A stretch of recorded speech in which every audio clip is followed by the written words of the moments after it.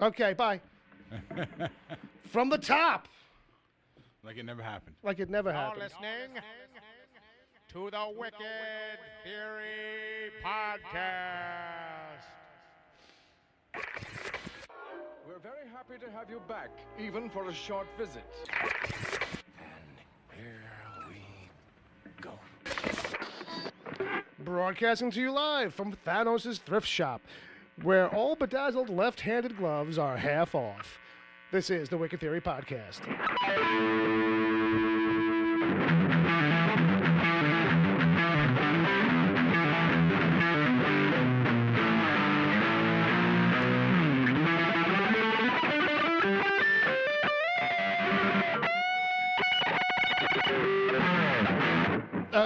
Yeah. Hi. This is the Wicked Theory Podcast. Hello, my name's Bill. It's 7:05 and I ain't got nobody. That's Uncle Jay. And you heard Brother Bob on the guitar. Hey, what's up, everybody? Usually this happens around, So you know, we had to climb through a window, everybody. 7:01. Keys. Yeah, both these two gentlemen are correct. We are running late, and we had to crawl through the window. yeah. But hey, whatever. You know, it's live. You know what? We should take all our mistakes and do a blooper reel one day. Do like a best of the oopses. Oh, yeah. Oh, man, I don't know if there's enough time in the world for a show like that. You know, that could just run on for days. So they can just listen to our Could we do it as an old-fashioned pay-per-view? chronology. Just go through old episodes, basically, is what that means, Jay. I mean, you know, just listen to episode 1 and then enjoy. Oh, please don't. And just enjoy forward how much better we actually get. Oh, man. Yeah, really. We should give people a prize for like suffering through the first 10 or something. Well, you know what, folks? Thanks for listening live. We do it every Saturday. We don't make boy. mistakes. We Here make go. funny. It's going to be nuts. All right, every Saturday, 7 p.m. Eastern Standard Time on Mixlr, M-I-X-L-R. Download the free app. Search for us there, or just go to mixlr.com/wicked-theory. Come hang out. Get in the chat room. Play the chat room game. Hang out with us. We'll have some fun. We'll have some laughs. We'll talk some pop culture, give you some reviews, and other nonsense. Speaking of other nonsense, anytime is a good time to send an email. So why don't you send one right now to a podcast at wickedtheory.com. How you doing? Okay. Everything all right? Hey, you know what else they could do, Bill? What else could they do? They could do this while they're listening to the show. Get on their phone Yeah. and leave us a voicemail. They could do that at the same time. You know, if you go to speakpipe.com/wickedtheory. Sorry. Speakpipe.com/wickedtheory.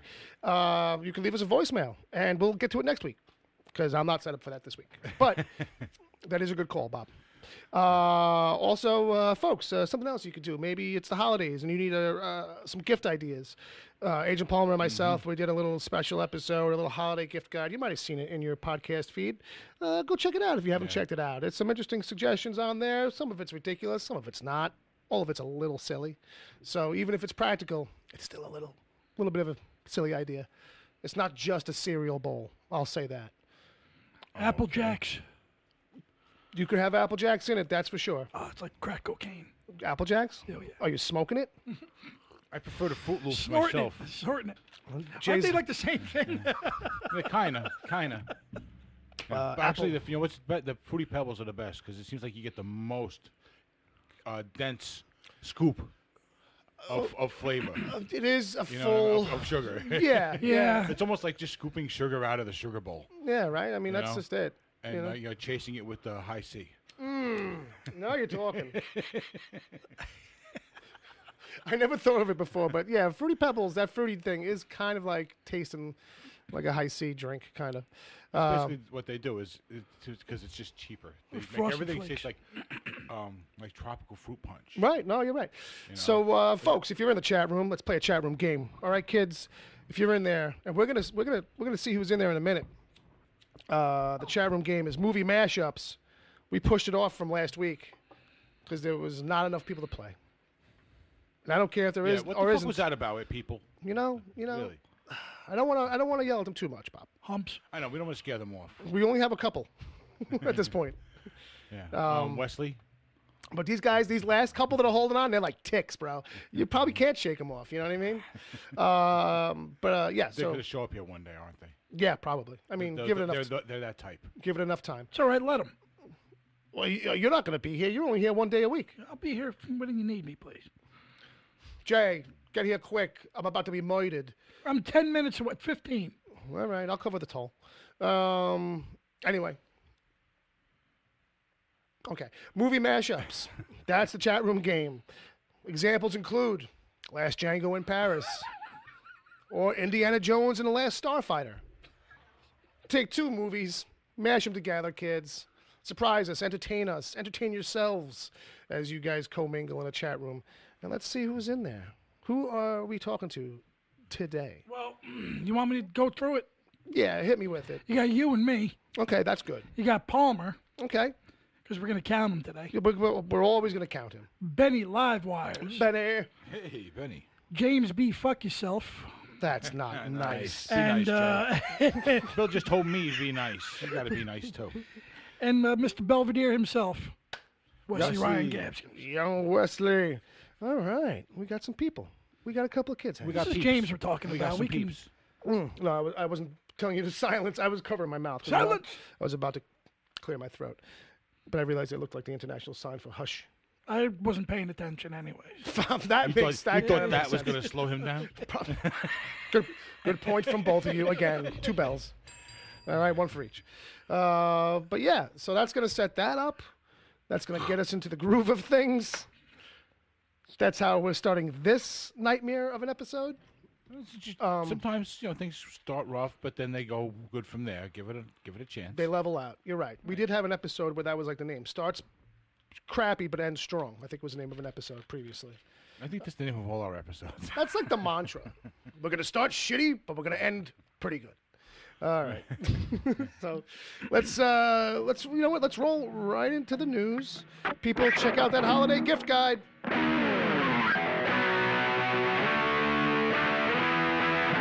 Christmas time. Christmas time. No. No, that's not the way it goes. The guitar didn't like it either. It gave it up. James B. Ham says if Jay is ever nice to me, it's probably because he's standing over my corpse. That could be. That's he's good. He's figured it out. He knows. He knows. Too well. We got a little more coming from James later on. I will tease. Stick around for the emails. He'd be the best drinking buddy a guy could have. I'll tell you. You think? I'm sorry he's down south. I know your voice was going, but it sounded like you were almost Oh, saying no, it. It did. It sounded like you was all verklempt. My voice is shot this week, so. Yeah, it sounded like you were broken up about it. No, I'm not broken up about it. Believe me. He's too far away. He's too far away. We can't drink together. How am I ever going to drink again without my little buddy? All right, so, yeah, I think he knows that door is pretty much, like, open. Like, if you end up down there or he ends up here. Dude, all you guys got to do is each of you go to a bar with a laptop, Skype each other, and then you're drinking together. That's not the same. Well, if you're looking at an Applebee's and he's in an Applebee's, that will seal the deal, I think. Yeah. You can just pretend he's at table 6. It's the same crappy atmosphere. Yeah, it's the same backdrop. It's like, oh, look, you got the same goofy license plate behind you. The same crappy hockey games. Yeah, and it's like that too. I would go there to make fun of everybody at Applebee's. Yeah, so you would go there to fight. It would be there a bit. It would be a bit. I feel like you do that in any Applebee's. Yeah, it's true. That's probably true. So, news time. So, if anybody's curious, Punisher's coming back in January. They announced that. Look for me. Look for Uncle Jay. And it'll be canceled in March. Uncle Jay's like, man, I hope not. I hope you're not the fucking curse. Yeah, maybe. Maybe. Maybe. It was all good until Jay, Uncle you're in Jay that, came right? around. I don't know. I'm in 2 years. You know what? Gotham. I'm in the last season of Gotham, too. You're fucking killing everything. This was such a good idea in the beginning, and now, not so much. Is Uncle Jay killing superhero TV shows? Somebody get comicbook.com on the line. They will have Really? three articles about that alone. Well, I can't say for Netflix, but Gotham being canceled, we already knew that going That on. was coming. Where's Ed when you need him? He'd build a chart. Oh, yeah, man. Get a flow chart going here of some vein diagrams. Yeah, I don't need that. But speaking of Netflix, just to put anybody's hopes to rest, that the Marvel shows that have been recently canceled are going to pop up on Disney Plus, like anytime soon. It kind of came out that part of Marvel's deal with Netflix was it was a non-competition clause, so Marvel can't do anything with those characters for 2 years. Right. It's not about redoing those shows. They just can't even use those characters. In live action, right. Right. So something animated or put them in a team or cartoon, hey, video games, whatever. But those characters and certainly those actors and productions. Right. Well, I'm sure Netflix doesn't want them to not be able to keep the interest in the character alive. Right. So right. it only helps them while they still plan on using those characters to be able to have Marvel show it around and have it fresh, keep it fresh in people's minds. Right, really, and also too, it comes down to that, like when Netflix is like, well, if we're going to do this, we're going to have these shows on our back catalog forever, and we want them to appeal to people. It's kind of like splitting hairs if all of a sudden now you guys are making new episodes over there, and we have the old episodes over here. Right. So give us a window of 2 years where people can find it here, and then after that, do whatever the fuck you want, you know. So, but this comes down to in the end. You know, does Netflix still kind of have anything to do with those particular shows, any ownership at all, where it's like, okay, we can't do the Charlie Cox Daredevil version anymore. We'll have to do a new iteration of it. You know what I mean? Right. But we'll wait and see. Right, so you got to see if they split those kind of hairs. Yeah, I think that's still like a mystery to certain people. They're like, oh, we don't know if that's the case. But either way, 2 years from whenever one of these shows go off is when they go back into play. So you got to wait 2 years for Daredevil, and 2 years, 2 years from when Punisher gets canceled. Yeah. The good thing, though, is that Disney Plus isn't going to be really warmed up and moving till around the time these characters become available again anyway. Great point. So, and they might trickle out over, like you and I had this conversation off air. That's why you made a great point, because it was mine. No, I'm only kidding. I'm only kidding. But go on. Because we warmed it up already. That's true. That's true. Right. So now where was I? Now you interrupted me. They might trickle out into. Right. They might trickle out over like after the first 6 months or so of the series of the service. Then you might start seeing them, and they're going to end up having to be trickled out because they were canceled in that kind of a manner. Yeah, I mean, you'd still have to wait 2 years. Like they couldn't even pop up on a show as a guest. Yeah. So 6 months. Let's say 2 years goes by. We're 6 months into Disney Plus, and then Daredevil's available. Fair enough. Right. Right. Or what was the first one that was canceled? Iron Fist. Okay, right. So Iron Fist would become available first, and then like 3 months later, the 2 years is up on Luke Cage, or a month later. Right. So then. No, I hear what you're saying. So like it would stagger out. Right, they would stagger out, so it would work out anyway. Yeah, because by the time, the service would finally kind of catch into popularity. Yeah.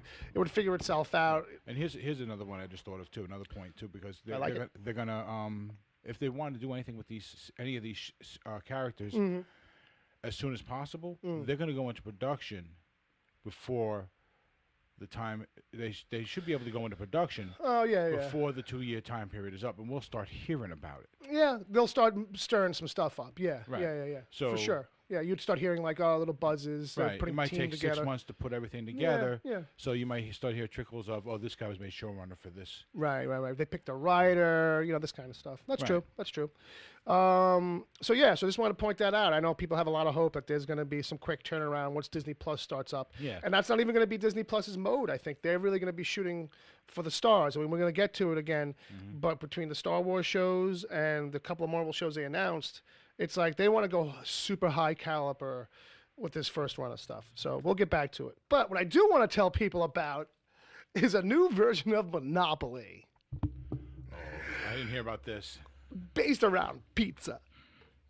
Okay. I don't know. I just thought because this is a podcast where we seem to always come back to pizza. Beach. That... Ninja Turtles? Well, not so much that. We can talk about them, so we would be talking about pizza. No, I got the reference. I just mean we don't really talk about Teenage Mutant Ninja Turtles. I was trying to bring it back to around what you was originally saying, but anyway, go ahead. Fair enough. So anyway, who wants pizza? Monopoly pizza, that is. It's a delicious twist on the classic Monopoly game. Players move around the game board trying to buy as many types of pizza as they can, from classic pepperoni or spinach to mushroom. Instead of buying properties or collecting rent, players will aim to collect a color set which corresponds to a type of pizza, such as veggie lovers, barbecue chicken, or even mac and cheese, because douchebags. Anyway, a full set of flavors combines to make an even awesome new pizza, given those cards are higher value, blah, blah, blah. So it comes with all the cool, adjusted kind of accoutrement for this version. Okay. Yeah, hit me. So I'm just instantly thinking immediately about little Jimmy, who's 5, who lands on, I don't know, spicy buffalo pizza. Okay. And he's like, oh, he likes his cheese pizza in real life. So he's like, I don't want that. I want cheese pizza. Go to your room, Jimmy. This is why we didn't want to play regular Monopoly with you, because you're 5. Right? Or, who can only land on gluten pizza? Oh, you're right. That's a good call, Bob. And, what about vegans? Just in general. Yeah, A really. lot of sausage and pepperoni references on this. I don't know if anyone's going to like it. Yeah, so, really. How do you make cheese without cheese? So, for the pieces, for this version, you've got a bicycle, with a bunch of pizza boxes stacked on the back of the bike. Kind of like Peter Parker style from the movie. Do you have the 1980s Honda Civic lowered with the giant speakers and the pizza oven in the back? No. They with the airbags. It seems like they vetoed that one. But you do get a cheese grater. You can be the cheese grater if you want, Bob. Jay, you can be the pizza knife. Okay. The pizza, the roller. The rolling knife, because that's fitting. I figured, if anybody, that's fitting. there's a shaker, like the grated cheese comes in.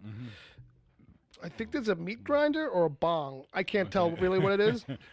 Okay, for the sausage. And maybe a panini press. I can't tell what this other thing is. What about the red pepper shaker?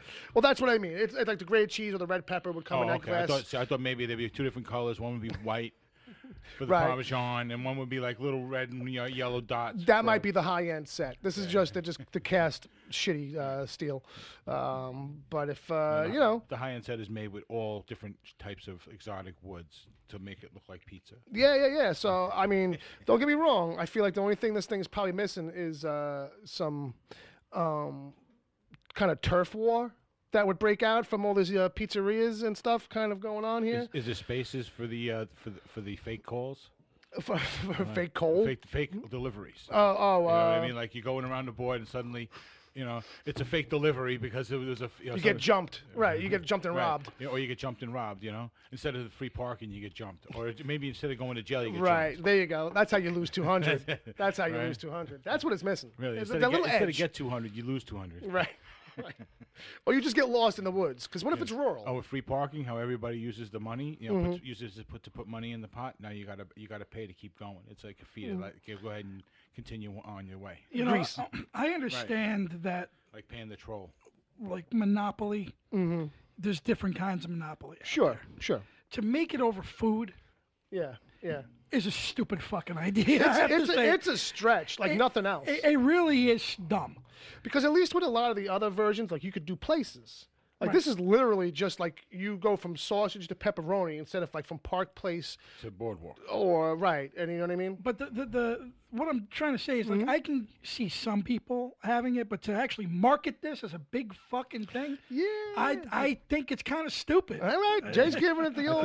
I think this is a very niche thing. Maybe it's like given out as a joke award at like the Pizza Expo in Vegas or something. Yeah. This is not something you put on the shelf and think people are really going to buy. Trash. It's novelty as hell, and I mean, unless you're planning on giving it to somebody who owns a pizzeria. That's the thing, right? That you see, but that's the select few. Right. That's what I mean by it being novelty. Yeah, there might be 50,000 or 100,000 pizzerias in the United States, but then that's it. You're done. We're gonna get great sales for the first year, for the first 5 minutes online. But you can't even pigeonhole a certain pizzeria, especially everybody's got the pizzeria that they go to.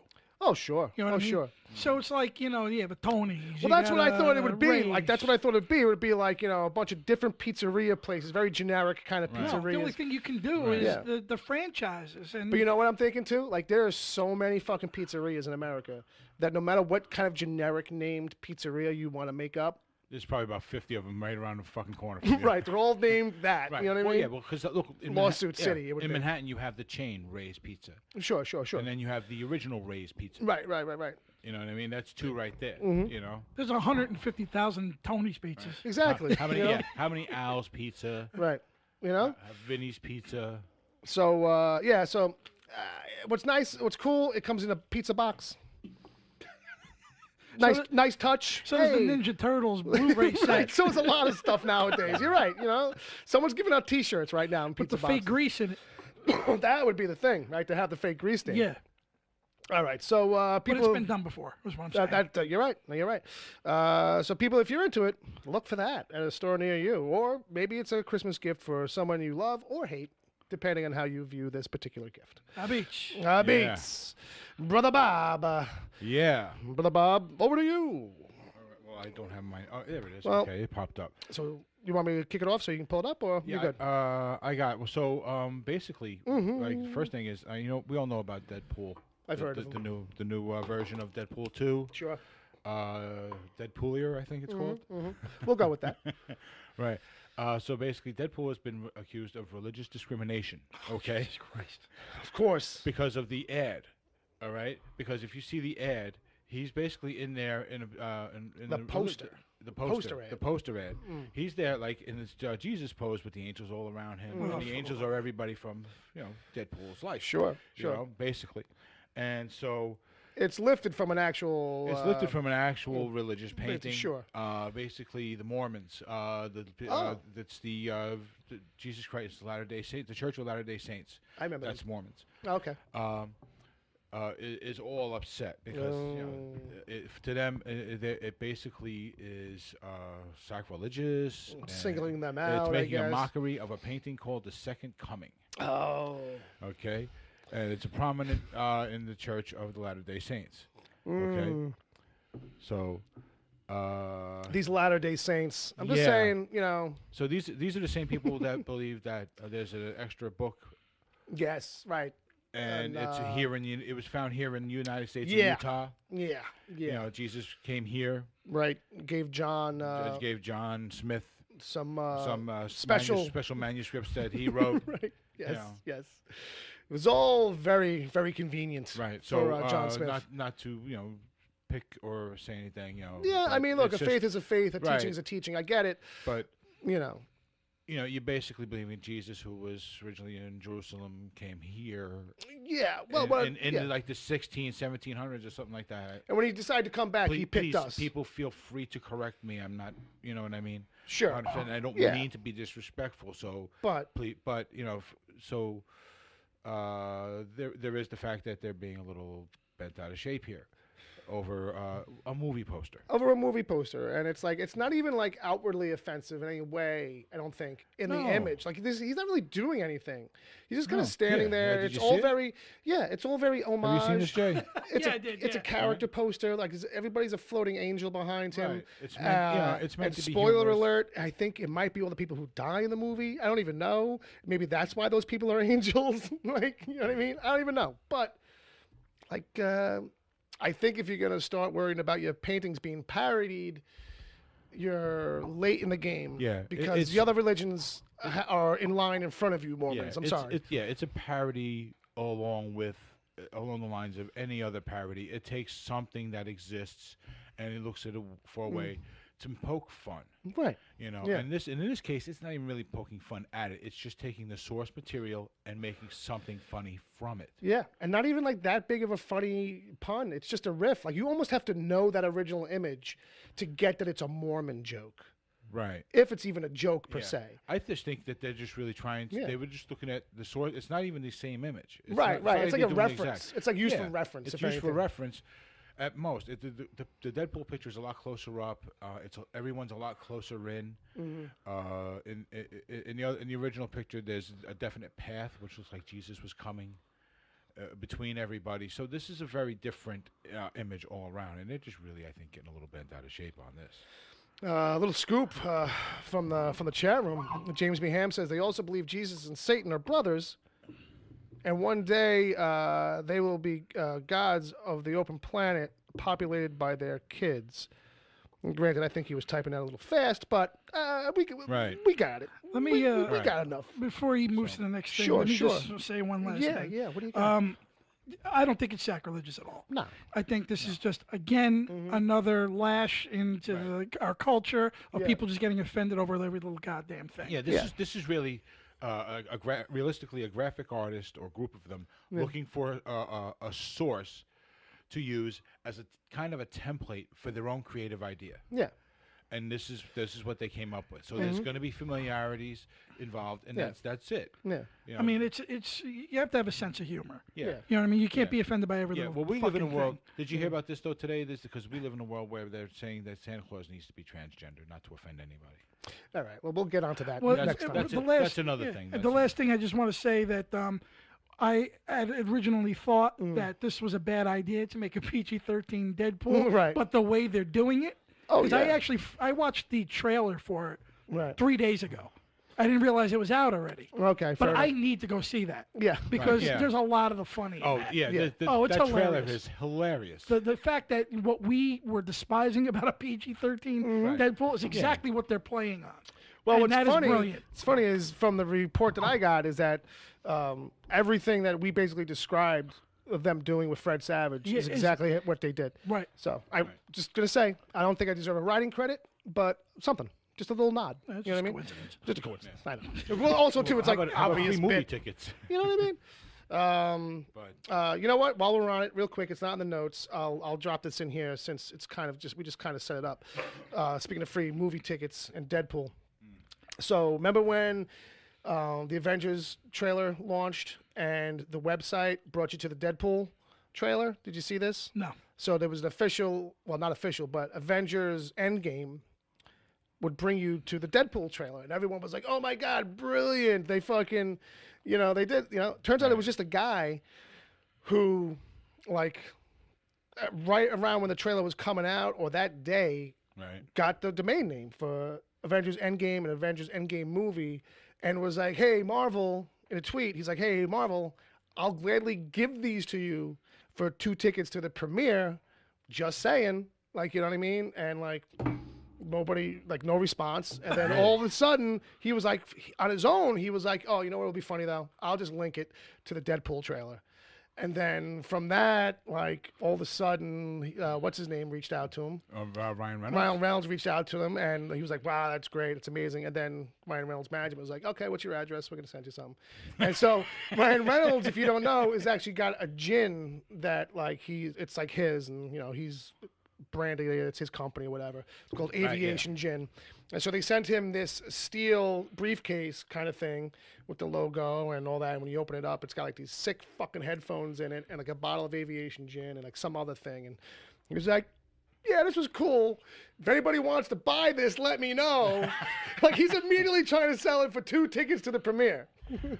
He's like, "I will gladly still take 2 tickets to the premiere if anybody," right. I think he kind of did that as a joke, you know what I mean? But even still, it was just kind of like a funny thing that everyone thought, like, it had to be the Deadpool team that put that together. But it was just some guy being like, "Yeah, fuck it. Marvel doesn't want it. All right, I'll do this." Right. So back to you, Bob. Okay, so all right, on to something else now. You guys remember we talked about Threatin? That's that metal band That was metal band that faked their own existence and did the 10-city tour. I do remember that. They actually did an interview for him in Rolling fucking Stone.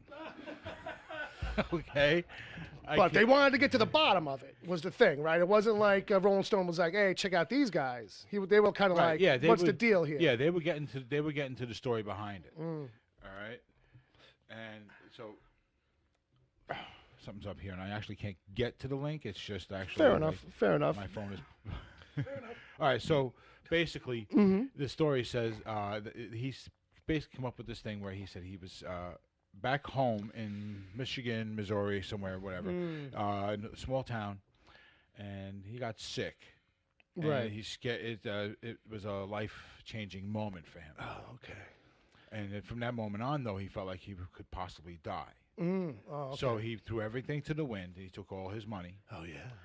And he basically put together an album, right? Because he does play, and he plays pretty well. Let's be honest. He plays guitar, bass, drums, and he can hold a note. Okay. So, so he put the album together, and he actually had a professional mixer with some serious credits. Right. Mix it for him. He Right. paid for the guy. He did all this stuff. So, but in the end, but in the end, the no one would show up because Right. because of everything he did. There was no way. It was all fake. Right. So but he's not doesn't feel bad about it. Right, and he's actually kind of riding this wave now, right? Yeah, and this is why he doesn't feel bad about it ultimately, because he's now getting an interview in Rolling Stone. Right, it's just and in the interview, it even goes on to say that they asked a couple of the promoters, how they feel about him now, and if they would actually ever like have him back, and they were like, oh yeah, because now he would actually sell out. Right, now he could bring people in. Yeah, now he could bring people in, and he would probably sell out. So yeah, he could come back. Right, he can come back, and if like whether it's people to hate him or love him. Right. So this may actually all work out for this guy in a way that no one could have anticipated. No honest person would really want. But if he can learn to lean into the bit of like and embrace it. Like, without trying to be too over serious, like he was being. Right. Like, just be like, hey, fuck it, guys. You got me. You know what I mean? Right, you got me. But look, it all worked out in the end, right? Here's my third track. Me. You know what I mean? You know what I mean? So he might actually get something out of all this. That's funny. What a funny little twist on that turn of events. So keep your eyes on the Threatin dude. Yeah, that's Threatin with IN. Yeah. If you're looking for the article, it's over on Rolling Stone. So whether you're interested in possibly a train wreck or something that you might like, there's only one way to know. Yeah, the only one way to know. Check them out, or don't. Yeah. Sorry, dude, but you deserve the harshness. Yeah. All right. Anyway. On to more important things. Yeah. The Incredible Hulk. Yeah. The original Incredible Hulk. Right. Lou Ferrigno. I'm so evil. Like I was fighting doing his voice. Like, I'm like, yeah, right. Okay, Bob, get into the, this whole thing. I'm going to fight the urge. You're mean. It's still happening in my head. Like, I was going to say his name wrong on purpose. Okay. Right. No fun thing though. Yeah, he's in the hospital. He's been hospitalized with pneumonia. Right. I had to fight. Not. Yeah, I know. I heard it too.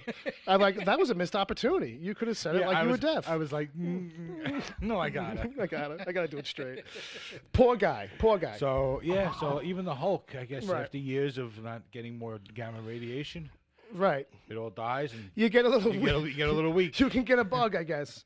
But imagine being the person.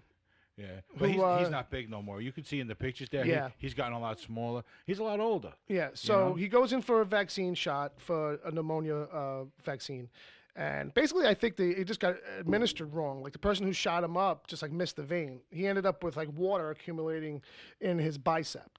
So So. Imagine being the guy who fucking put the Hulk in the hospital. Like that's really not only that, but he was already there. And like, and how about I'm gonna take your mouth? Yeah. You won't make me when I'm angry. You better do it right. Anyway, all right, that's fucked up. All right, we can't do it. We just love that guy, and he doesn't live too far away. It's true. He's got a house in Brooklyn. He's from Brooklyn. But not for nothing, Bob. And I'm sure he's got family at Staten Island. If he's an Italian, in Brooklyn. All right. Well, I don't think he can hear His family is probably living in Dyker Heights, which is right over the bridge. So. Jay heard it. Jay heard me. Jay got it. Yeah, I'm sorry.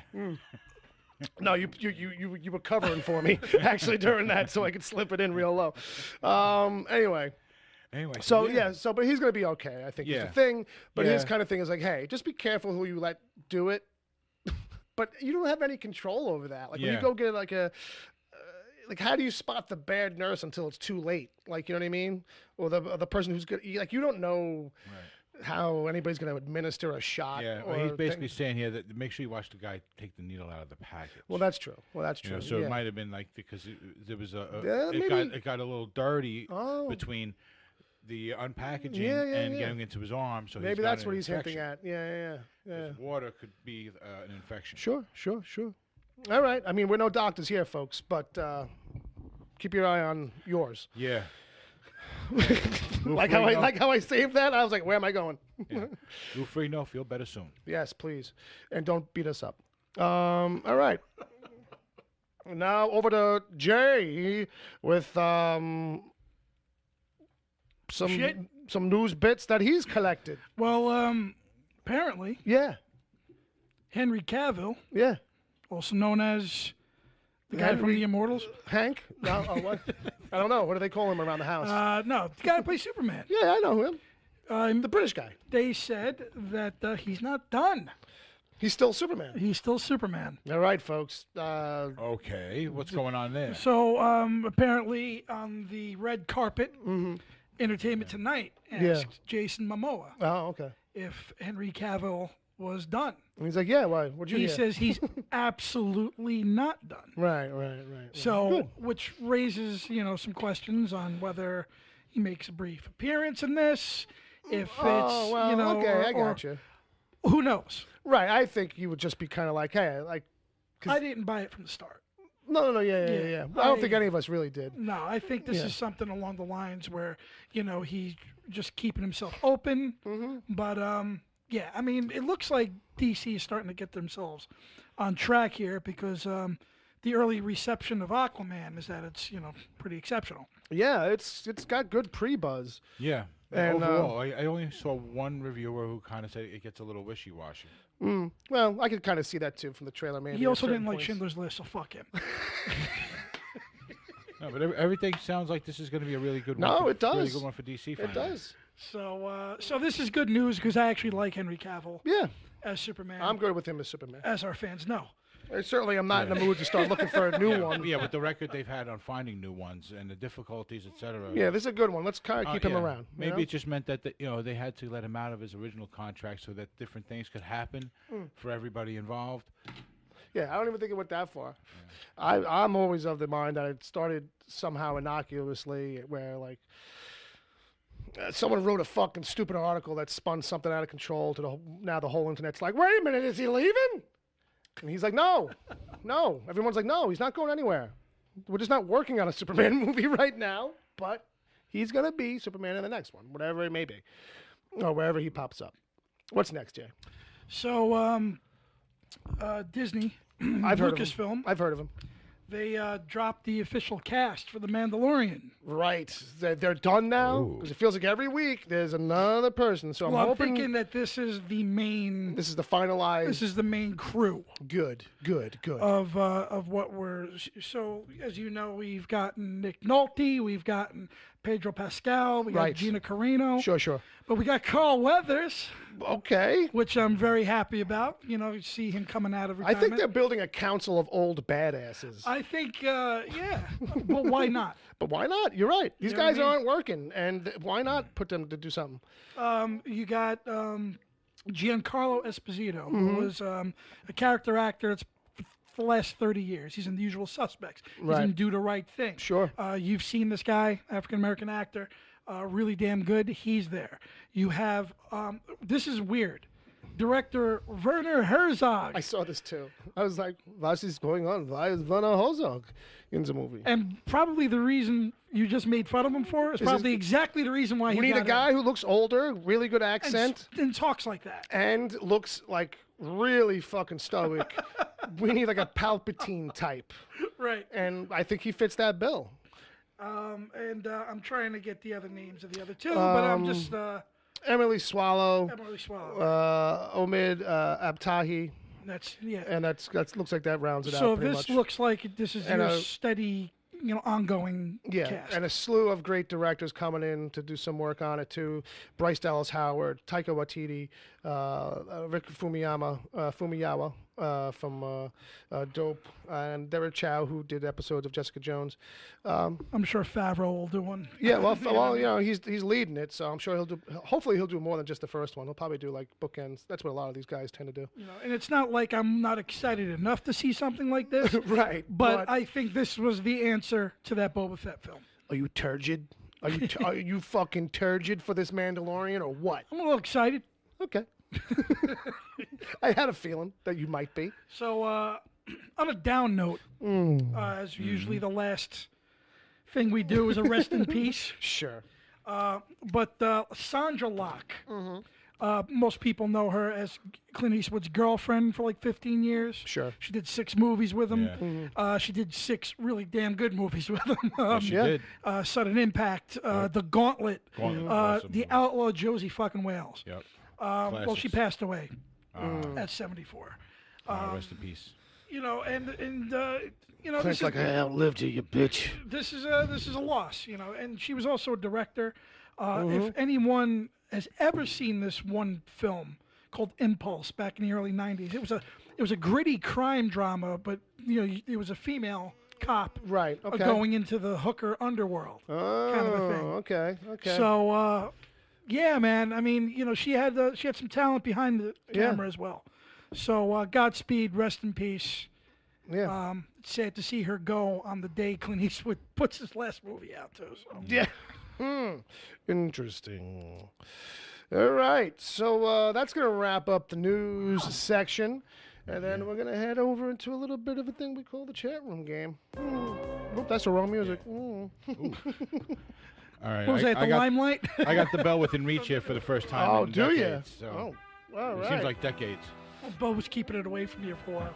Yeah, I was going to hide it like an Easter egg. No, that's the air horn. Oh, that's true. That is still missing. All right. So, on that note, movie mashups. Take two movies and smash them together. Star Wars, Eat, Pray, Love. The Matrix Sneakers. Bill and Ted's How to Lose Friends and Alienate People. Just get lost in time, I guess. Yeah, that's all. Josie and the Flintstones. Don't Be a Menace to RoboCop. Terminator 2, Independence Day. The Highlanders Abyss. Titanic Overlord. The Shawshank Lebowski. It's got a ring to it. Give him a light bell. The Texas Lego Movie Massacre. That's actually interesting. That sounds good. I want to see a half inch. I didn't even know how big it was. Dude, I just want to see a little Lego guy little tiny running around Leatherface. Little tiny with a Leatherface. chainsaw, slaughtering everybody, singing "Everything is awesome." Everything is terrible. All right. So then, Halloween Toy Story. Who Framed the Breakfast Club? Ferris Bueller's Usual Suspects. Fast Times at Jurassic Park. Back to the Pan's Labyrinth. The 3:10 to Armageddon. Monty Python and the Deer Hunter. We Own the Manchurian Candidate. Willy Wonka and the Last Picture Show. 12 Angry Reservoir Dogs. Okay. That sounds like the sequel. One Flew Over Planet of the Apes. Last Tango in Barbarella. That's gross. Yeah. You don't tango inside her. I mean, you could. Speak for yourself. Fair enough. All the President's Aliens. Star Wars, The Goonies Strike Back. 40-year-old knocked up my Dob Skip. I don't know. I think he... My dog Skip. 40-year-old knocked up my dog Skip. Right, okay, because there was a misspell there. An American Fight Club in London. I like that one. 21 Grams Under Siege. I'm not sure how that, but it's got a rhyme. Also known as the Newark Story. Oh. Fear and Loathing in the Matrix.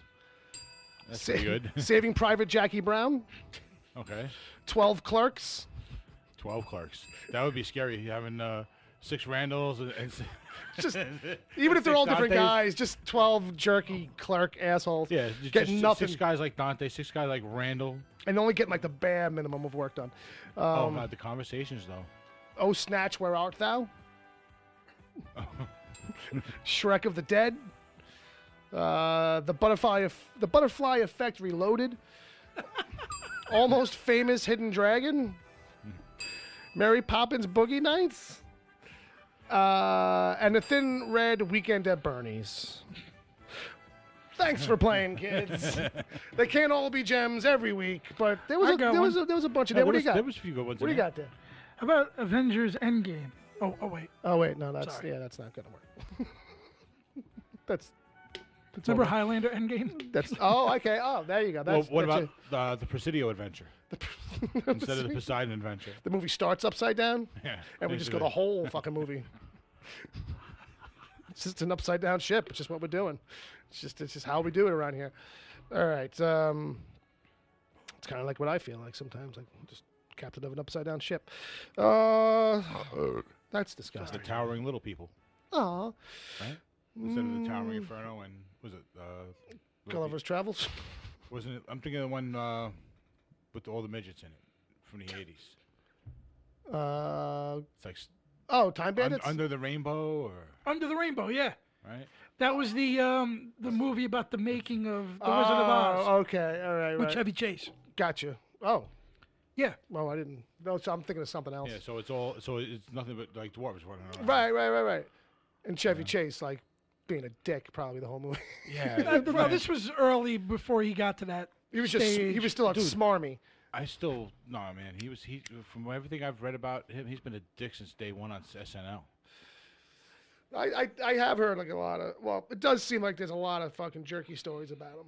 You know, I'm sure in his early days, I mean, he got work and kept working, so he couldn't have been so terrible because they would push you out of Hollywood back then. Like, you know what I mean? My guess is because his first few movies were hits. He was, but he was famous in a period where you could get away with a lot of that crap too. Yeah. And he also is True, that's responsible for bigger hits in the 80s. Yeah.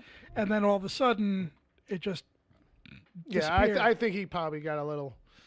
He got a That's little- where it yeah. caught up to him in the late '80s. I don't think it was more like he just ran out of gas. It might have been his personality Yeah. that got the better of him. Well, look at it like this. Like, you know, they say you get cranky as you get older. So if you start out as like a little bit of a crank, Yeah. you know. I mean, I've heard some stories. I've read a couple books. Yeah. But it is what it is. So, I guess. Anywho, what's next? I guess with that, we'll jump over to the Meanwhiles. Pardon me. Just want to mention the CW big DC crossover was last week. Kind of dug it. Actually, yeah, I gotta say, I gotta You know, on that too. I'll give it a little Golf clap. a gentle golf clap. You know, Well tied together, and they included an extra show, basically. yeah. They previewed out the show from next year. So you get to see Batwoman a little bit. You get a little taste for it. They don't delve too deep. I thought once like she popped up, she was going to be around for the rest of it. She's just from one episode. Yeah, it's like let's just go to her town real quick, meet her, and leave. Yeah, a little bit of that. But overall, pretty good. It was almost to a point where like, oh, this is too comic booky. Even for me, like there's a point where like Superman's there and Flash and Supergirl and a bad Superman and there's fucking magic book everybody sees Superman as Bizarro. Right, you know what I mean? You know.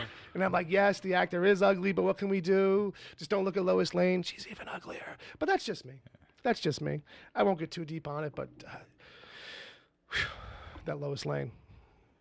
Yeah, when I saw them together, I was like, wait, is he the teenage Superman? Holding up the pickup truck, and that's his mom. Not for nothing, I thought the same thing. I thought the same thing. I was like, oh, they cast Martha really young. Right. For Martha, really young, but like, oh, that's Lois. They cast her old, and it's like, no. She's supposed to be 17, and she looks like she's in her 30s. Not 17 necessarily, but you know, at the same age as whatever he is. You know what I mean? Right. Ballpark, but like, yeah, she's got an interesting look to her. Oh no, that's right. She's actually played as an experienced reporter who's been Like around late for a while, 20s. and they're kind of a couple. Yeah. And you know the story's out, and Yeah, I mean, after all, like that almost felt like a backdoor pilot too, where like you meet them and it's like, okay, it's very cute to use the Smallville opening song. Right. That was cute.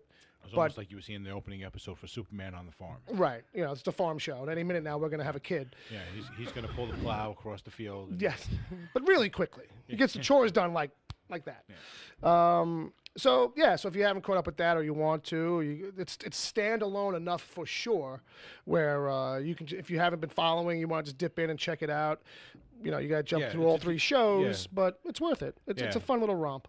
Yeah, think about it this way: if you look for it online, you're getting 42 minutes or so, and it's back to back to back. It's like watching 2 episodes of a Netflix show. Yeah, you know, because it's like 2 hours total, or like just like a Hollywood movie. Right. So. Spill the wine. All right. So you just got to go from Flash to Arrow to Supergirl. Right.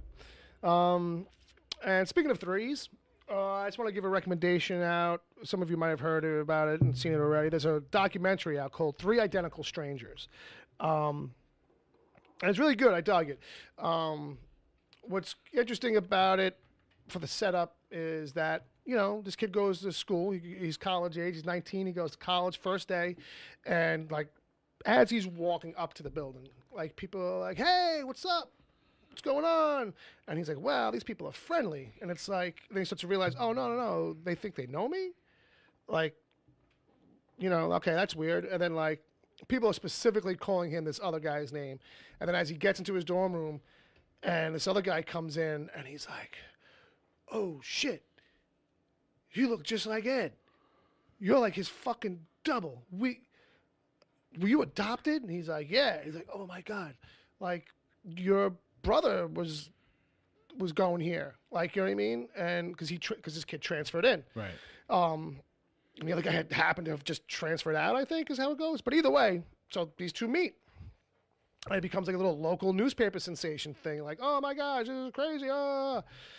Meanwhile, there's this third kid who sees this in the paper, and he's like, holy shit, these guys are me. And so all of a sudden there's three of them. So what's interesting about it is that, like, so that covers like the first quarter of it. And you kind of go, okay, well, where does the rest of this go? Mm-hmm. And it does start to take a turn where it's like, well, how and why were they separated? And, like, the real question is, like, why were the parents never told that triplets even existed? Like, it's one thing if it's, like, hard to get rid of triplets as a group, that kind of makes sense. But to not even tell the parents, like, oh, okay, like, hey, if there's ever an emergency and he needs a kidney, this kind of thing. So I just gotta say one thing right off the bat. This sounds very, very much like the opening storyline for Orphan Black.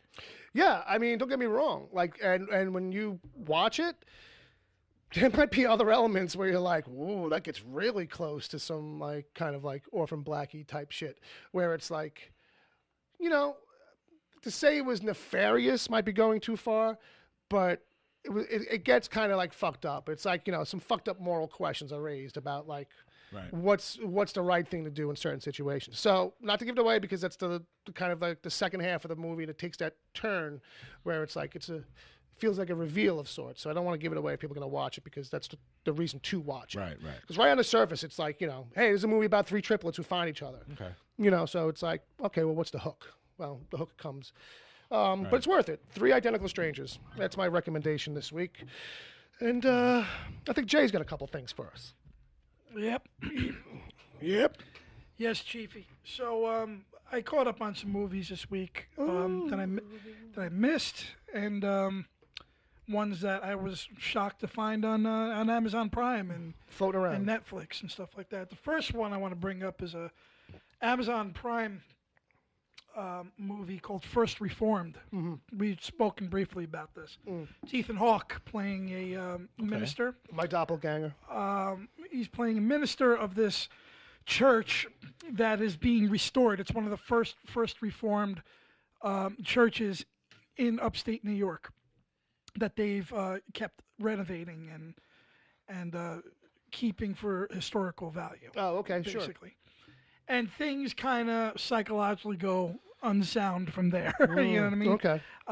Basically, a woman comes up to him and asks him to talk to her husband because he's a little out there with the whole environment, and he's almost an extremist. Okay. They find like a suicide vest in the shed. Okay. So they're kind of worried about what's going to happen with him. Right. But it's basically more about the journey of this priest. Sure. And what he's going through. Can't really say much more from there. Right. It's a very, very deep watch. It's a very slow burn. Right. But Ethan Hawke's performance is off the record. And it's a subtle performance, too. Right.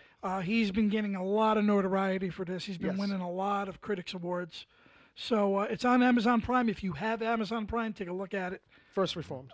First Reformed. Yeah.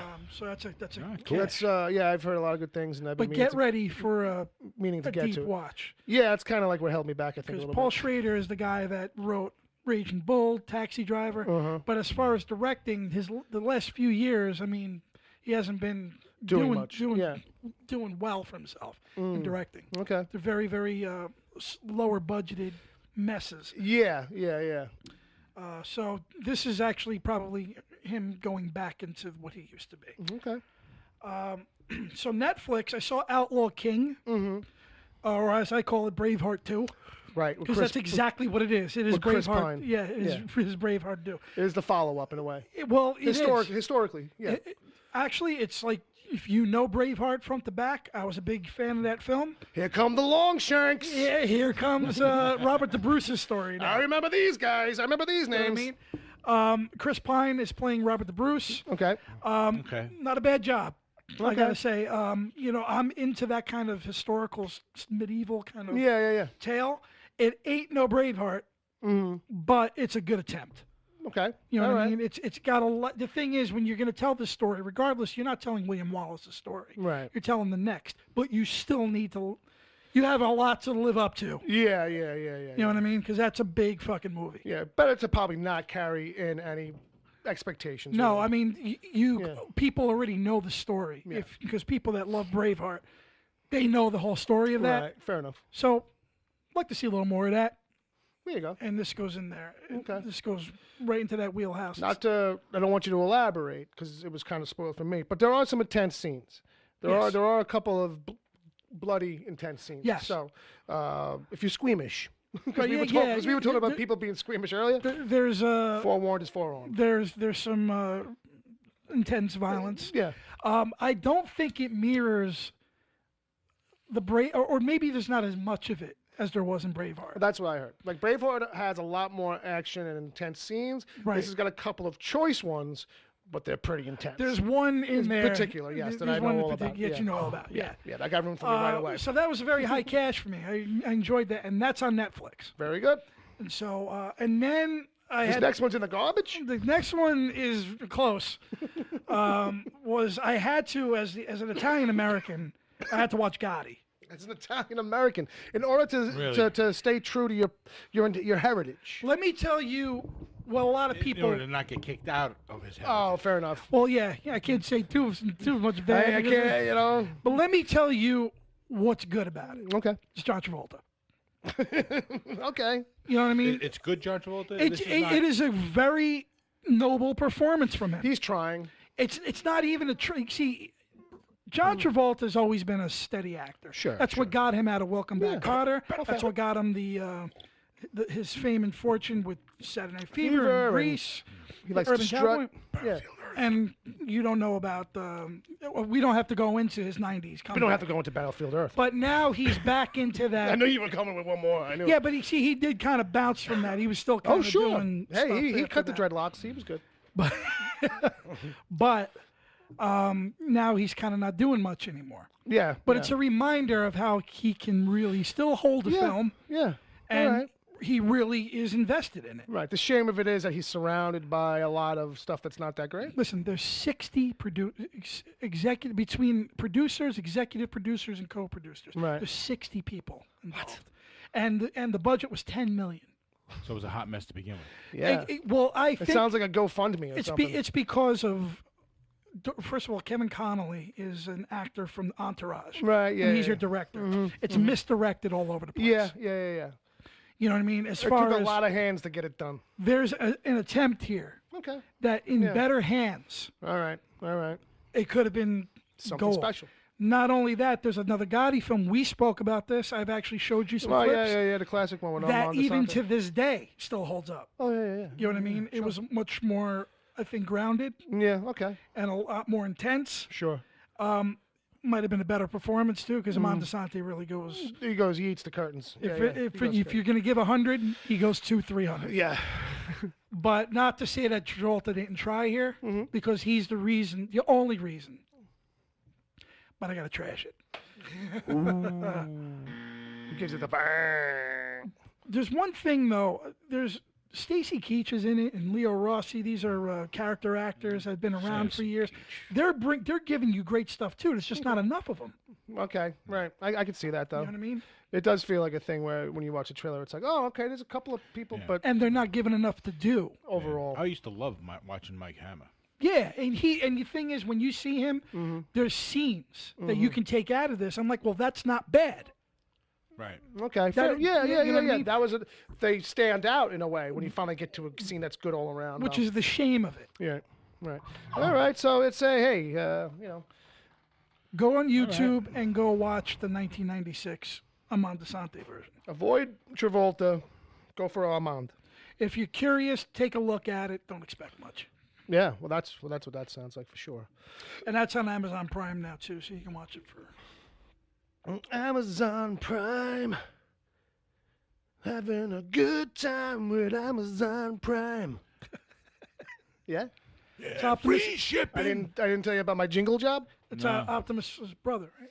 Yeah. Well, if you got the Amazon jingle job, that's a pretty good job to have. I'm thinking. But the problem is they only run it on Amazon. That's all right, because everybody watches Amazon these days. Yeah, that's true. All right. People were sucking into buying free shipping at like $100 a year. Then, I get movies too. Okay, cool. What I will say, what's great about Amazon Prime, the one thing is like when you watch movies on there, like there'll always be an Amazon Prime ad in front of the thing you're watching, but you can always skip it. Don't have to watch it. I guess that's because they know you're going to see it. They know you're going to skip it. Right, but, they know Well- you're going to skip it, but they know you're going to see it because it's going to start. So you And get you're at least 2 or gonna- 3 seconds with it. Right. Yeah.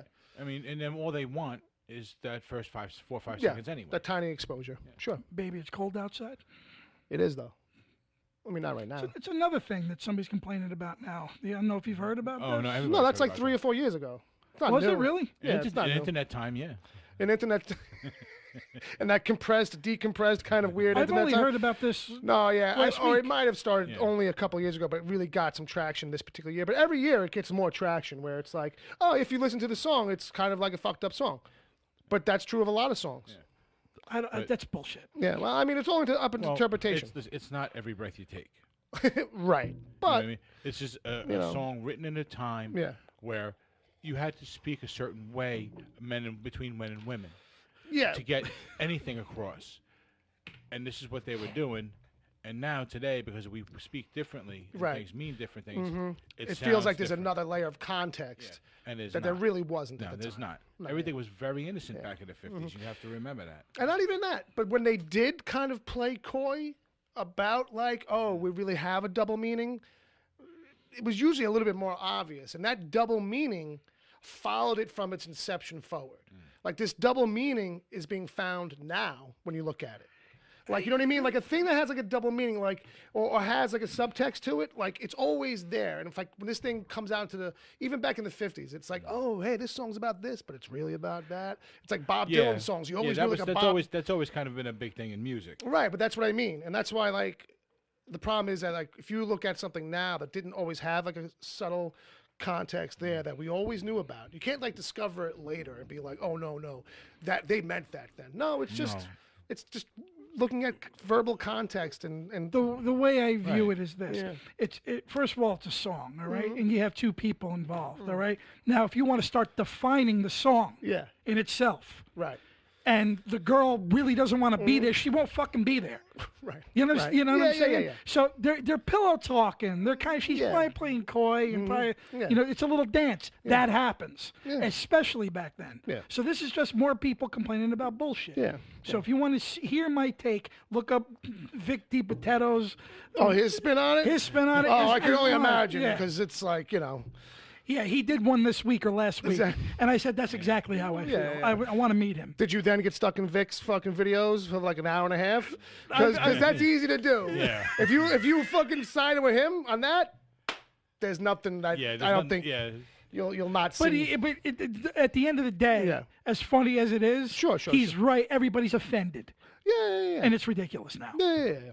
Don't listen. Okay. I'm offended that you're offended by their being offended.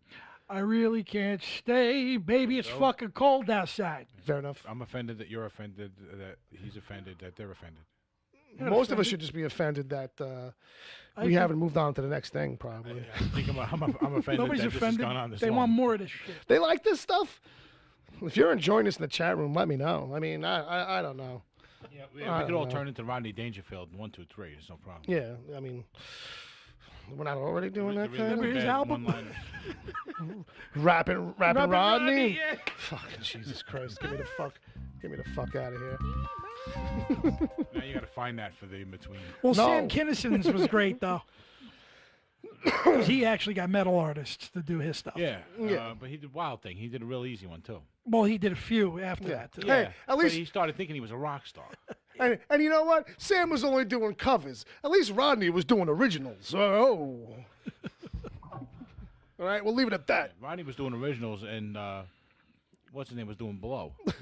Well, I think Rodney was doing the blow too. Well, maybe. Well, maybe. All right, so let's go all up in this email stuff. A lot of them this week. We got 3. So Do you like to call it? You want to call who these 3 might be? It's James, it's Wesley, and Steph. Close. I'll give you one more guess on that third. Oh, so Not, it's not Steph. James, Wesley, and Benny Livewire. There you go. There you go. Fucking chicken dinner for you. Bob, give him a bell. That's like 6 or more. That's why the bell was over here. Actually, it's 7. Okay, so that was a lot of fingers for, I 7. lost count halfway through. I had to start over. I One was a middle just finger started in on, your I way. started on the other hand and counted backwards. Fair enough. Fair enough. So, all right, kids.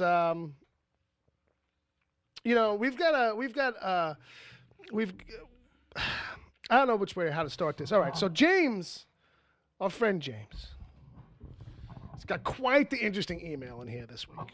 Oh, yeah? And I'm going to give it my best to get through the bulk of it, because I think there's some nuggets there. But one of the things we're going to get out of the way first before we get to it, Hello, gentlemen. actually, you know what? No, you know what? When we get to it, we'll break for a second. You'll see why when we get to it. Okay, I was going to do it up front first, but we'll just get right into this email here. All right? All right, I'm listening. I'm ready. I might have to do some play acting to sell this. All right? So his intro, his subject line is "Well, duck." I meant to have the subject line be "Well, fuck," but yeah, you know, autocorrect. I would say "fuck you, Jay," right now, but it's "fuck me in the ass with a giant fucking dildo." Why do I say this? Simple. Friday, just after lunch, my supervisor came over to me and said I had a phone call in his boss's office. Yeah, what the fuck? So my 33-week pregnant wife, to translate, a month and a half before her due date, was on the phone. Her water broke. Lots of blood. She needed me home right now. Fuck, fuck, fuck, fuck, fuck, fuck, fuck, fuck. I could repeat this about 1,000,000 times, but I'll save you guys. All right. I got home as fast as I could. She was sitting in the shower, unable to stand and hurting and feeling like she was going to pass out. 911, ambulance to the hospital. Fuck. I need to get gas to get there.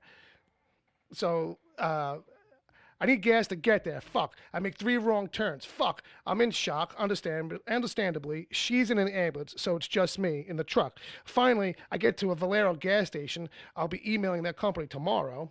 I run inside. I need $10 on pump whatever I was on. The cashier says I'm in the middle of 2 things. It's going to be about 10 minutes before I can help you. What the fucking hell? God damn it, it's 1 in the afternoon. You can't ring up a sale on gasoline at a gas station? I go back. Fuck it. I swipe my card at the pump and deal with the fucking hold that the pump puts on your debit card. He goes into the breakdown on that. We're going to jump over that real quick. I swipe my card at the pump. Pump 12. I try pressing the damn button besides the fucking screen for debit repeatedly. The fucking pump won't recognize the button being pushed. God damn it. I got canceled 50 fucking times. In about 2 seconds, I jump into my car, drive past the interstate on the ramp. I should have been getting onto to follow the ambulance. I run inside the Texaco, the lady inside, really cute. Fuck it, I'm a guy. She wasn't hot, but she was, well, you know, if I wasn't married, you know, my type. Okay. Don't get upset, ladies. I'm a guy. I just don't give a damn. Anyway, Texaco will sell me the gas. I buy $10 just to rub it in at $1.85 a gallon. Then I head back to the interstate because my nice child... cheap gas. Yeah, you know, he was kind of happy about that, so Yeah. fuck the other guy. Here it's nice, cheap, 200, 250, 260. Sure. So because my child is a fucking jackhole, starting out right there, just calling his own kid a jackhole. Wait, does he have one that's already born, or is he talking about the one that's on the way? Well, he does actually have 2, I think, already. Because my child is a fucking jackhole, you know, I get all this going on. I'm rambling now. I know I've been hitting the Everclear, trying to relax, you know, so this is on Friday. Fuck, I need to vent. And yeah, after the years I've been a fan and listening, I still don't have them music for my emails, but then again, yeah, my emails aren't as regular as the guy who does have music for his emails, understandably. And congrats. He did. Wait. And congrats to damn it, I actually feel the need to apologize because I can't remember his name right now. So he's all drunk trying to shit on Wesley, and he can't remember the guy's name. He literally puts in a big blank. Yeah, Wesley, the guy who actually made the music for his own. He sent it to me. So this is where I pause. I mentioned earlier that I might pause during this. Okay. I found something that I feel like works for him. You guys tell me.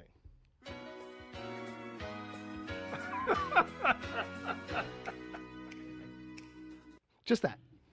Yeah, Not the go whole for song. it. Not the whole song. You know, Wesley's got a nice something short and sweet. Yeah. You know what I mean? And James might not even know what this is. He might not even know what that's from. I recognize it, but I He don't really knows. know. I know what it is. You know what it is? Yeah. Tell the crowd. Grace on the Fire? It's the Fall Guy. It's the Fall Guy. There you go. It's the very opening. And so that's what you'll hear. Just, you know, much like we do at Wesley, when James sends an email, we'll just... This is emails from Wesley. I mean, see, I fucked it up already. See, there you go. Fucked up the bit, James. Maybe I'll get it right next week. Anyway, back to his email. Because it's long, guys. All right? Okay, so anyway, but fuck, a month and a half early, my wife goes into pregnancy. The doctors are able to give her steroids to help our unborn child's lungs begin to speed up. They give my wife meds to stop the contractions. But fuck. Thank God medical science is what it is. I heard my wife in panic on the phone. I rushed home, followed the trail of blood to the bathroom to find her. And now, well, hell, it's Saturday now. She's laying safe. Well, pray for her safety, the unborn child. So he's home, I think, and they're both at the hospital right yeah. now. She's She's still okay. pregnant. Yeah, she's still still- got the baby. You know, Right. she's on medication and bed rest. Yeah, At I'll this be. point. And he's just kind of like ever clearing us. Yeah. We'll just call it that from now on. Whenever Right. he's giving us the Everclear version of the events. The Everclear report with James. James and the Everclear report. I'll be mopping up a freaking horror movie blood scene tomorrow before I go back to spend the day with her. Yeah. So I'm not sure if I'm able to listen tomorrow or damn it tonight. We'll know long before you all get to email, so who the hell knows? I may be listening to Bill freaking out as he reads this. God, I hope I can. Quick, Bill in the chat, cat off the broadcast delay, a few seconds from my typing. I don't know, he was trying to make something work there, and I'm going to skip over it a little Right. bit. No baby delivery yet, he's saying right now in the chat room, actually. Okay. Well, that baby used to cook. I'm sure she's going to be fine, and the baby's going to be happy and healthy. Mm-hmm. So just relax, James. I'm sure everything's going to work out. Oh, damn it. Oh, wait. Damn it. If I include an update in chat, maybe don't read it live. I don't know. He's thinking enough on the Right. fly here in this email. He's so. in another world right now. Right? Yeah, Yeah, he's just rambling. Anyway, so here's a juicy part. Okay, everyone else that wasn't in the chat during the live show could wait till next week's episode. I know I've never met y'all, but god damn it, y'all Yankees asses are my friends. I don't give a damn. Let this help to promote the show if possible. I know it's not your. You got to hang out with him, Jay. You definitely. He's like, let this thing help promote the show if possible. I know it's not your thing, but fuck, I've listened to y'all since episode 1. I can't say day 1 because I found you guys through Preacher versus Preacher. But damn it, I've endured the first 10 episodes.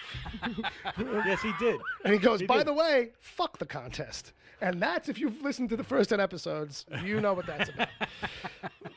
He goes, and I'm surprised anyone won. And let me tell you, James, I am too.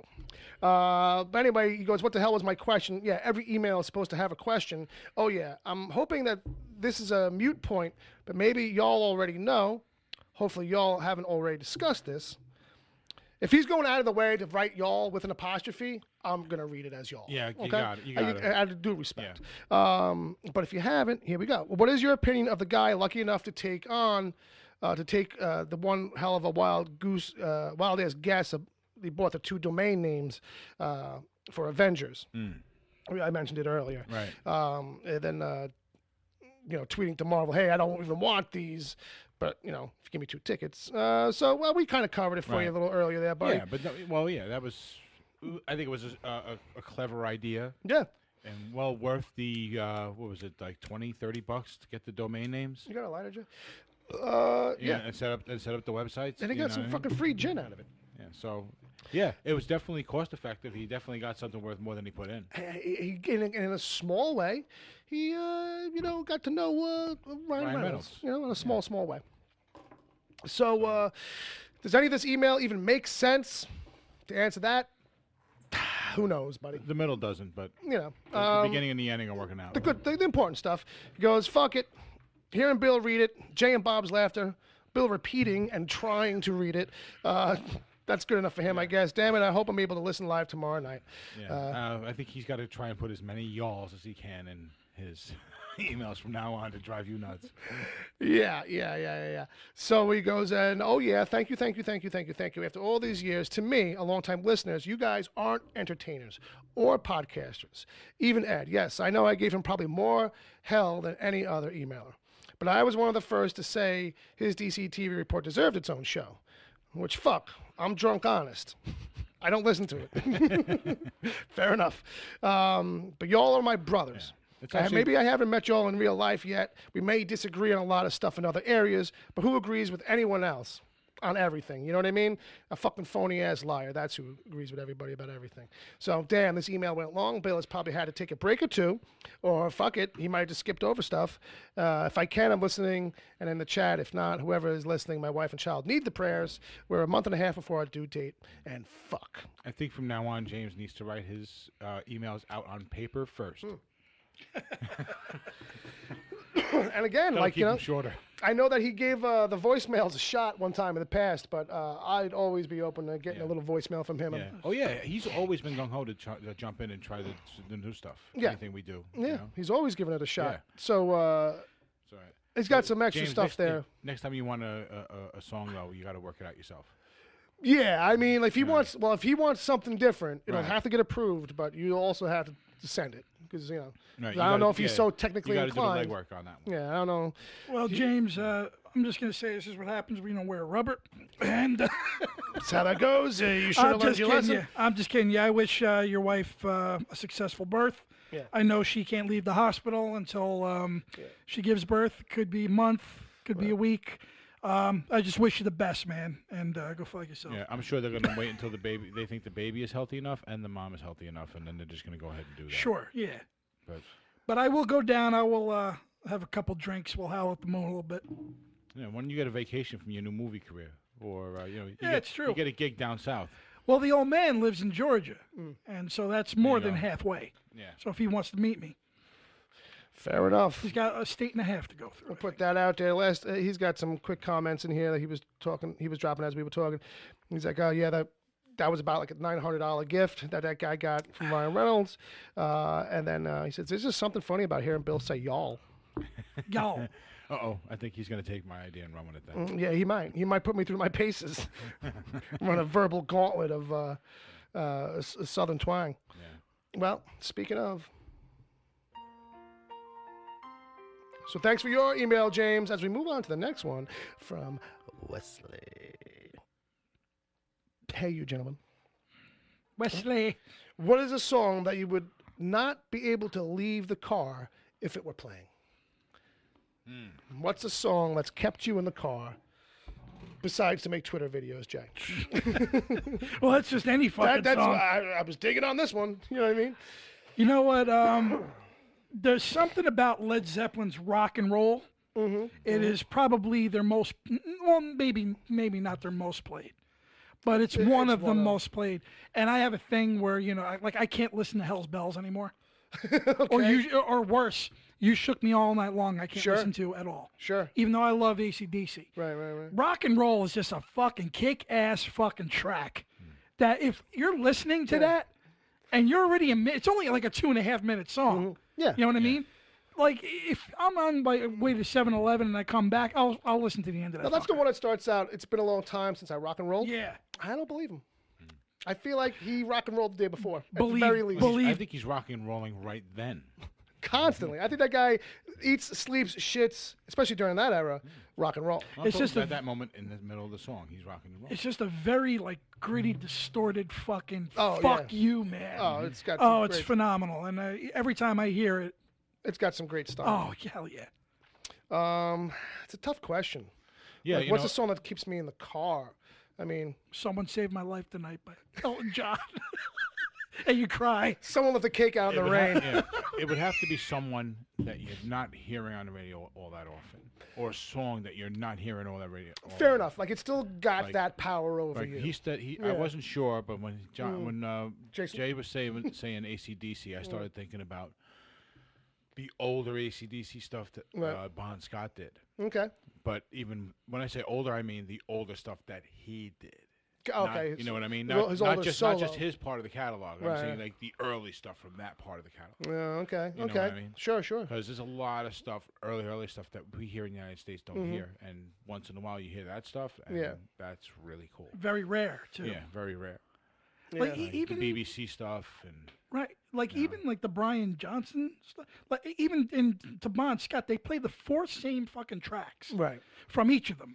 Yeah. Right. On the Like you radio. never hear it's- "Flick of the Switch," which is a really good. Dirty Deeds, Highway to Hell. Yeah. You know, those are the Bon Scott tracks. Maybe Big My balls are always bouncing Right. to the left and to the right. Play "I'm a Rocker" or Whole Lot of Rosie. "Jailbreak." Jailbreak. That's another one that you don't hear all the time. Yeah, that's early. And that's a great one. Yeah. Jailbreak. Oh, it's great. See, that's why I immediately thought of that when you said early. Yeah. 'Cause that's like I'm having 74. a real hard that's, time. That's 74. Jailbreak. And I don't think it's the context of the fact that like I don't drive, March of the Pigs. but I really, 9 Inch 'cause I Nails. think it, you know, give me some good 9 Inch Nails. But I get the idea of being like kind of locked into it. I would even say it's like, you know, oh my God, I haven't heard that song in a while. I love that song. And then like listening to it like 2 or 3 times. Right. Yeah. Like, ever have like that happen where it's just like, oh shit, put that on repeat, man. Like, that was fucking good. Like, that hit me right now. Yeah. You know what I mean? Yes. So I feel like there's it's a song you gotta like. Oh, I want to hear that again. like as soon as it's over, you know what I mean? And for me now to figure out what's a track that's happened to me recently with, it's like, I don't know. Yeah. You know, I've Happy been trying. You know, birthday. I've been trying to like think for musically, think outside the box. It's stuff I can learn. Yeah. And stuff to play out, stuff like Sure. that. And so I've been thinking about stuff like this. You know what I mean? Because that's Yeah. what's gonna make my band cool. Sure. We're not playing Paranoid. We're playing something else. You know what I mean? Right, For right, example, right. You know, something else from that catalog that changes. Yeah, you know Play what? be totally out of left field. Just Yeah. as an example. I probably would say some 9 Inch Nails, if anything. I feel like 9 Inch Nails has that on me. There's a couple of tracks that, like, if I just hear like a little bit of a 9 Inch Nails track and it's like one of these few tracks, Right. that will open the door where it's like, oh, I want to go now and listen to like a bunch of 9 Inch Nails. Yeah. See, when I was driving professionally, I had driving music. Oh, sure. That could get you in trouble. Yeah. Sometimes. Yeah, but no, I'm talking about when I was driving a tractor trailer. No, I got you. You know what I mean? So My hands went on the wheel. I'm not going crazy, 80, 90, 90, 100 miles an hour. The what I mean? transportation board's not listening. Sometimes some roads are 65 and you get away with doing 75, 80. We're about 55. Right. Well, no, it's like it would be songs like heading on through the highway with Judas Priest. Yeah, sure. I can't drive 55 if I have My hands it. went on 'Cause the that's wheel. not regularly something I always listen to because it's kind of light for me, but it's a good road It's song. a good track. It's a good driving song. Stuff like that. One and, foot on the brake. Highway to Hell would be on there. You know, it's stuff that just generally feels like it's about a driving song in the moment. You know what I Kokomo. mean? Powerful stuff, but You the know? T-Birds. Remember that? Little Eddie and the Cruisers. Thunderstruck. See, but they play Thunderstruck all the time. I know. It's the one go-to song that I know from them. I'm sorry. No, like I said, "Flick of the Switch" was a good one. All right, I'm sorry. It was the album right after. the dog a bone. It was right after. For those about to rock. See, yeah, from that album. That's my Jim Brewer doing AC/DC impression. So yeah, I think that kind of covers that one. So Wesley, thank you for the question. And then we got one more here, and If you care, Wesley says what's he for saying? him it's Free Bird and Bohemian Rhapsody.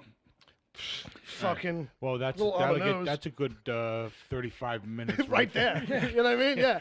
Why don't you throw a little Anagata DeVita in there and just go on a road trip to California? Really? 4 tracks and we're there. You know? And Allman Brothers Mountain Jam. Yeah. Well, while you're at it. All right. Which is so- 33 minutes. Is it? Mountain Dew? I think if you play Inagano the Vita on a road trip, though, your car automatically fills up with pot smoke. On its own. It Yeah, on its drives own. It's just like by the time you get out, you're rolling down the window like, oh, where'd this come from? Wait a minute, I don't understand. Wow, where'd this come from? Hey, man. It's from the disc. Has anybody seen Dave? All right. Where's Dave? All right, so not here. Dave's not here, man. He's really not here. Keep knocking. All right. Next one is from Benny Live Wire. His mama named him Benjamin. Yeah, because he has no music, so. We'll give him a bell. Yeah. We'll give him a bell for now. We need to get to know Benny on that next level. Well, I already know what the music would have to be for him. What would you suggest? Motley Crue, Live Wire. Okay, it's better than like Benny and the Jets or some shit like with that hot snare in the beat. All right. I'm alive, Live Wire. All right. With the poor production and everything. I will say from now on, if anybody wants music for their fucking things, they have to be a regular emailer. Yes. And they have to submit it themselves. Yes. And it's got to be like, let me see, how long is Wesley's? 7 or 8, and James is 7 or 8. So it's got to be under 10 seconds. Yeah. That's the requirements. And ideally, it ends. Like it's not just some kind of clip that stops because the clip stops. And I think you should automatically like put a max on the amount that we're actually going to do. Because fair enough, I'll run out of spots on the board in a dream world. Right, you know? In a dream world, and I know we probably don't have that many, but let's say 6 as tops. 2 more. That's all I'm going. Okay, like 2 more slots. I just picked 6, and I figured we got about 4 or 5 regulars. I'm thinking like Steph kind of had music, and then like Benny because we just mentioned it, and then like maybe that's it. Unless somebody sneaks one in. Right. Now's the time. According to Facebook, she likes howling coyotes in the morning. Like actual howling coyotes? Or is that the name of a band? No. I was asking her if she's happy being in PA, and she's saying she loves it, and someone was commenting, yeah, no more howling coyotes. Because I feel like Howling Coyotes was like Neil Young's first band back in grade school. Yeah, I think in Arizona, howling coyotes is the replacement for roosters. Oh, absolutely. Or Bob Seger's band. Right, like Bob Seger might have been them too. All right, so from Benny, he says, this subject line is must-haves on the Christmas table. Hey guys, what are your must-have foods on the Christmas table every year? I'll settle for food because it's just you and me here on Christmas. Well, it's just gonna be me here on Christmas. No. I wasn't even thinking. Because you do have friends. Sometimes I'll yeah, that's true. I'd be like, I'm sorry, Bob. You don't know them, so. No, I'll probably be here this year. But as far as must-haves, I will say that, I think, the implication is, if we could have. Yeah. How about could-haves then for me in our and you? house every year it was lasagna. Yeah. Mom's cheese lasagna. Yeah, Mom's lasagna for dinner. Yeah. It was, and it's not one of those sausage lasagnas and all that. It's just a simple cheese lasagna. Yeah, my mother too. Yeah. Sausage and meatballs were always separate. Yeah, sausage and meatballs. Oh my God, Mom's meatballs. Bob loves fucking meatballs. Yeah, Mom's meatballs. Nothing's better than Mama's meatballs. Yeah. Make you cry. Yeah. The garlic bread. Mwah. But yeah. I mean, that's just how we're raised. It was always lasagna. Yeah. Even though we're Irish by name, my mother was raised kind of Italian, even though she's not. Yeah. Yeah. See, I don't feel you guys are fucking Irish. I think that's the thing. Yeah. And plus, like everybody in New York sounds like they're her fucking stepfather Italian. was Sicilian. Yeah. And his father was off the boat. And and he came in where she was old enough where, like, her mother learned how to do it all, and so that she picked up a bunch of it. You know what I mean? I need my mother's gravy and meatball, and I need all that. I need it. It's must have. It's not Christmas. No. But all right, so I'm trying to think of what else would be on the table for us. But we were 4 boys, and it was like you could just slop down anything in front of us and we'd be happy. Yeah, we would wolf down the garlic bread, the lasagna, the meatballs, and the see, but sausage. like and there some would be houses salad is on like- the table, but They would eat that. Mom and Dad would eat that. There'd be a little bowl of broccoli with like 5 sprouts of broccoli for Dad, and like some string beans maybe for like Mom or Dad. But like us 4 boys were like, fucking green. But we also did the big breakfast every Christmas too. That's the thing too. Like we didn't do a family breakfast like during the week. Because at any time. Yeah, in our family, it really was for a long time. We would do the breakfast, and everybody would come over our house for breakfast. And then we'd go to somebody else's house for dinner. Right. You know. And that phased out. It became Right. After a while, because a lot of the family passed on, moved on. Right. They had their own families, whatever. It got so small, it just became us. So. Yeah. So we did. That was the tradition. Was the big breakfast, even as we got older. Yeah. Because basically anything you could eat for breakfast was on the table. That's true. The Bacon, breakfast had more eggs, variety. Pancakes, waffles, cereal. Yeah. You name it, it was there. We don't do grits up here, so no. Sorry, James, no grits up here. But Oh boy. But poor mom having A to make bottle all of that Jack needs to be on the table too. that's your breakfast. I It's mean, my breakfast. there was not a lot of alcohol in our house growing up. no, they had a case of it up in the attic. They would just collect By the dust. time you found it, it was already watered down for me and David. Oh, okay. That probably makes sense because they would never touch it. Like it was not. It was No, just it in a was box, old- no. and it was a lot of it was like old shit Yeah. from like the 70s. Like it was like Yeah. a 70s It was looking. when they used to have the hangout parties. Yeah, 'Cause back there when they was were a- fun. Yeah. Back when mom and dad was still fun. James says this chair in a hospital makes my ass hurt. Is there a dildo attached to it? No, that might be comfortable for him. Oh, okay. Ooh. But I think that's so you stay awake. I think they make uncomfortable chairs so that you don't really fall asleep in them. He wishes he could be drunk right now. James, you might have a problem. And I don't think it's just because you can't get the alcohol. Might I be think- how yeah. the body is craving it. I think he needs to have alcohol as his blood, I hear you. not in his blood. Right. Well, maybe he could do that. Get one of those fucking, one of those drip bags. There you go. And then get like some rubbing alcohol or something. I mean, in a pinch, anything will do. What are you looking at me when you're saying all this? I don't know. I'm just looking. I know for, you for think I'm an something. alcoholic. No, for a funny line. It could have been anything, really, just anything. It wasn't like blame. It wasn't a blame look. It was like, just give me something funny, and that worked, kind of. Yeah, it did work. Kind of worked. But there's truth behind it. Don't look at me like I'm an alcoholic. I'll have everyone know, Jay actually isn't drinking tonight. I'm not drinking tonight. You know. Does anybody notice a difference? No. But here's the thing. Or what if they do? Maybe There's a reason why I'm not. that's true. That's true. You might hear Jay's voice is a little raspy, so he's Yeah, a little under the weather. yeah. I was a little under the weather this week. I'm finally getting better, Yeah, which is good. and it's nothing catchy, which is crazy. Supposedly, but we'll see how it goes. No, I know it's not. Next week, we're all going to be like this, but more than usual. No, because the doctor said. No, you'll be fine. I'm just saying, the doctor sometimes can be wrong. That's true. You know? That's how outbreaks happen. It's just bumps. The guy did look like Jeff Garland from Curb Your Enthusiasm. It's just bumps. All right, that's not my... No, that's he not- talks like this. What are you talking about? Yeah. I can't do it. I got to work out. I got to look into Come on, Larry. Larry. I can't do it. No. I don't know who that was. All right, kids. Is that it? We're in the home stretch. Uncle Jay's thing on Twitter. Way to go. Get it right out of the way. I don't blame you. This way you can bust out your flashcards. And There you go. time with it. Yeah, I don't know what we're doing in And the your after ditto show. sheets. Warm up the mimeograph. Get the wheel going.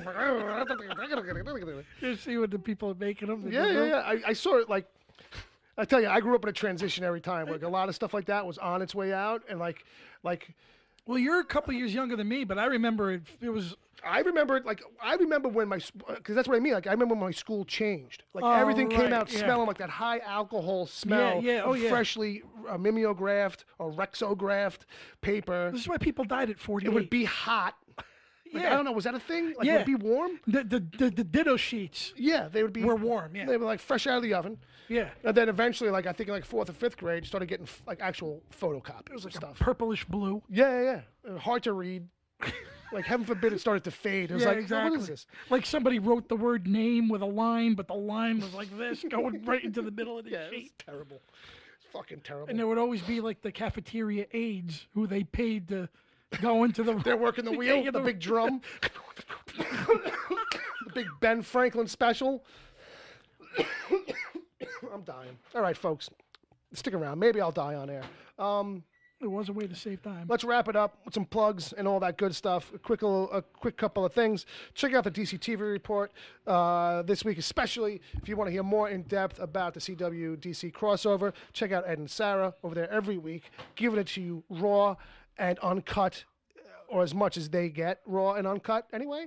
Yeah, I don't think it's there's raw. no real filter on the show. They're just nice people. Exactly. Check them out, and they're reviewing and recapping all the live-action DC TV stuff. It was an idea that started here, and now it's over there. So go check them out. They're watching it all for you. Also, check out The Real Thing on Facebook. That's a page you can check out where our buddy Wes Weezar, I think, is still up to date and Yes, giving out he stuff. is. I actually got my some of my source material. How about that? Yeah, he's like I said, it's a tough sell. Like pages like this, Pages are, are tough rough sell. to run on Facebook. But if you guys go in there and get like a little community going, it'd be great. I know I don't go in there and post as much as I should. You know what it is? If you follow the page and Wes is staying active with it, you Yes. get those things in your feed, little stories and scoops and stuff. Also, check out the possibly terrible holiday gift guide. That's the episode we were telling you about earlier. It's in the feed. I got one last plug. Tomorrow, I will be going on Facebook Live, kids. I'm not sure if you're going to be able to get the link unless you're part of this Friday the 13th Facebook page that I've been linked to for a little while. It's called His Name Was Jason, a Friday the 13th fan film. That's the name of the Facebook page. You can basically join it, automatic. There's probably going to be a link. I'm thinking it's going to be around 12 noon. And me and the two other actors that are playing the three main leads are going to go on Facebook Live, apparently. There you go. So, with that tone, I think it'd be interesting to watch. Yeah, I mean, so I only try found to- out about it a few months ago. I don't know what to expect. I've never met these guys before, but it's, a way to actually get to know one another.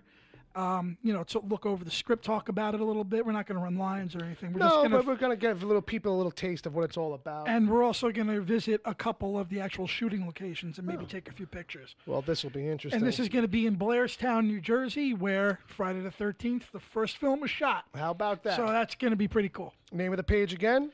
His name was Jason, a Friday the 13th fan film. All right. That's the Facebook. You can join that, and I believe the link will be in there. Very good. So look for that, folks. How about Jay? Check out his shit. You'll blow his mind if somebody from us is in there and, gives a little shout out. So follow us on Twitter. We're all out there on the Twitter. He's at Uncle Jay's Thing. Bob is at Bob WTPC. Right. There you go. Thank you, sir. I'm at Wicked Theory. You can even check out Agent Palmer if you want to. He's on there. Fuck him. At Agent Palmer. If you want, send him all your hate mail to theagentpalmer@gmail. That's a real thing you can do if you want to. Why not? Maybe it doesn't have to be about the show. Do you hate something? Do you hate anything? Do you hate everything? Send it all to theagentpalmer@gmail.com. I got to urinate. Are you upset about it? Write an email. Send it to theagentpalmer@gmail.com. I got to urinate at Yahoo. Is that your new email? That's my new email address this week. Okay. I believe it. I got 74 of them. All right. So with that, folks, stick around. Don't go anywhere. If you're listening, keep listening. We're gonna come back. Who knows what we'll do? If you're not listening live, just come back next week. Every Monday. That's when we drop new episodes. Listen live on Saturdays. That's it. I don't know what else to tell you. So just go.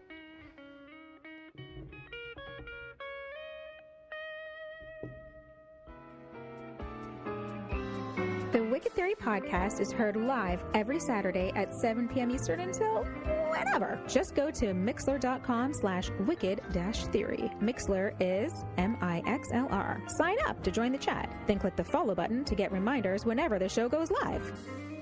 You can find the show on iTunes, Stitcher, Google Play Music, wherever good podcasts are given away for free, and at wickedtheory.com. You can support the show at patreon.com/wickedtheory. There you can get the after show if you miss it live.